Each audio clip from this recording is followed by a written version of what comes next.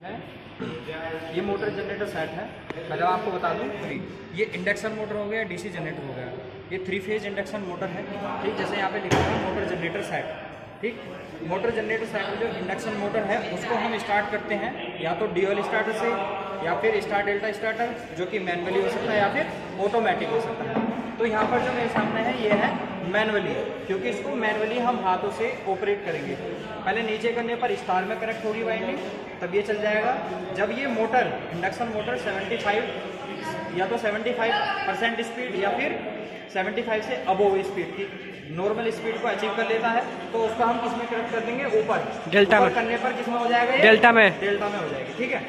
तो अब ये वर्किंग कैसे करेगा, पहले आप यहाँ देखिए, देखो यहाँ पर जो ऊपर दिया 1 2 3 4 5 6 टर्मिनल हैं। ये 6 के 6 टर्मिनल्स किससे वाइंडिंग से आते हैं, इसकी इधर इसकी वाइंडिंग से, ठीक है।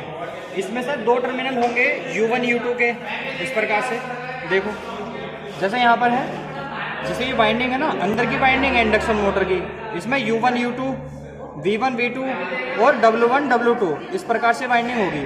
तो जो U1 V1 और W1 की जो वाइंडिंग है उसको हम बाहर ले जाएंगे सप्लाई पर, ठीक है। उसके बाद ये क्या है, हैंडल है, हैंडल के बाद ये स्टार में कनेक्शन होगा, ठीक है।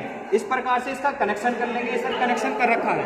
अब ये वर्क कैसा करता है इसको मैं आपको समझाता हूँ, ठीक है। देखो 3 फेज सप्लाई यहाँ पर आ रही है, यहाँ पर आने के बाद ये तीनों फेज सप्लाई में क्या है ना, OLR रिले लगी हुई है, तीनों के सीरीज में लगी हुई है, ठीक है।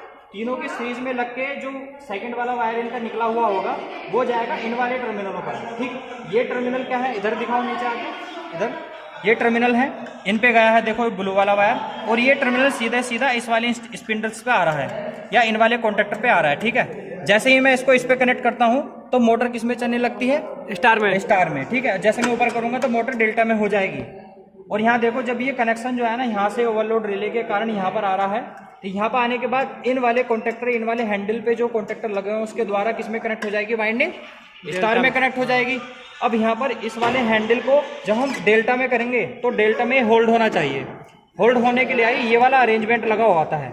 ये वाला अरेंजमेंट क्या है, जैसे मैं ऊपर करेंगे ना तो ये यहाँ हो जाएगा, इस प्रकार से अटैच हो जाएगा, और ये फिर यहाँ पर हैंडल रुक जाएगा, इस प्रकार से रुक जाएगा, ठीक है। इसको ऑपरेट भी कराएंगे। अब यहाँ पर रुकने के बाद, ये रुकने का जो कारण होगा ना, वो ये एनवीसी जो कोयल होती है, यहाँ देखेंगे, क्योंकि ये जो एनवीसी कोयल होती है ना, इसके कारण ये क्या होता है, ये होल्ड होकर रखता है।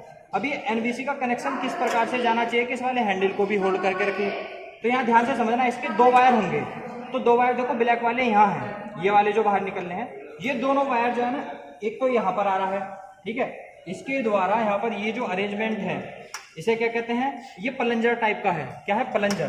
तो ये कनेक्शन जो है ना, इसका एक वायर सीधा अंदर से जाने के बाद, अंदर से ब्लैक वाला देखो यहाँ दिख रहा होगा, यहाँ आने के बाद इस वाले में जो आयरन का प्लंजर लगा हुआ है, इससे कनेक्ट होने के बाद यहाँ पर ये होल्डिंग है। होल्डिंग का मतलब केवल वायर को सटाने के लिए लगा हुआ, ये सीधे जा रहा है इसके एक वाइंडिंग पर या एक टर्मिनल पर, ठीक है। एक वायर किस में चला जाएगा, एक टर्मिनल पर, और दूसरा वाला समझ लेंगे हम, वो वाला टर्मिनल किसका, आर फेज का होगा।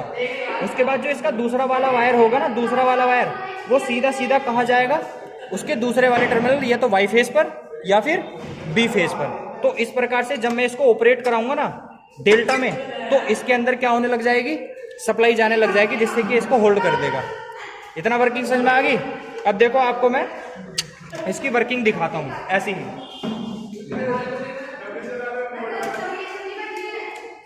एमसीबी ऑफ कर देगा, देखो इसको ऑन किया, और जैसे मैं इसको नीचे करता हूँ तो मोटर, देखो मोटर चल गई, ठीक है।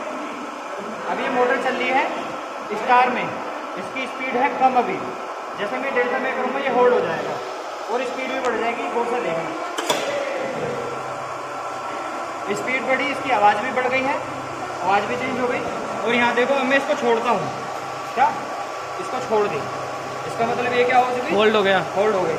अब देखो इसे रोकने का जो तरीका है ना, वो दो तरीके हैं। एक तो मैं इस वाले प्लंजर को, जैसे आपको यहाँ है ये वाला जो बटन है, इस प्रकार से रखो, इसको मैं दबाऊंगा तो ये बंद हो जाएगी, ये यहाँ से ऊपर करने के बाद हैंडल को छोड़ देगा तो ये बंद हो जाएगी।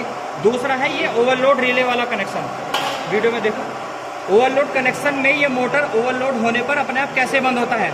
ये जो अरेंजमेंट है ना, ये अरेंजमेंट मैंने बताया था कि ये 9 वोल्ट कोयल का एक टर्मिनल यहाँ है जो कि ऊपर जा रहा होगा, वो दूसरा वाला दूसरे फेज में जा रहा होगा। जैसे मैं इस वाले प्लंजर को ऊपर कर देता हूँ तो मोटर बंद हो जाएगी, क्योंकि ये जो मैग्नेट है, ये जो ओवरलोड रिले है ना, इनके अंदर ये क्या लगा हुआ है, ये प्लंजर्स लगे हुए हैं छोटे छोटे। ये क्या करते हैं कि ओवरलोड पर मैग्नेट बनेगी, क्योंकि कोयल है, कोयल क्या करेगी, इन वाले प्लंजरों को ऊपर तक खींचेगी, एकदम से बहुत तेज झटका मारेगी, जिससे ये प्लंजर ऊपर जाएंगे और इसको इस प्रकार से ऊपर उठा देंगे। ऊपर उठाएंगे तो ये क्या हो जाएगी, बंद हो जाएगी। देखो मोटर बंद हो गई।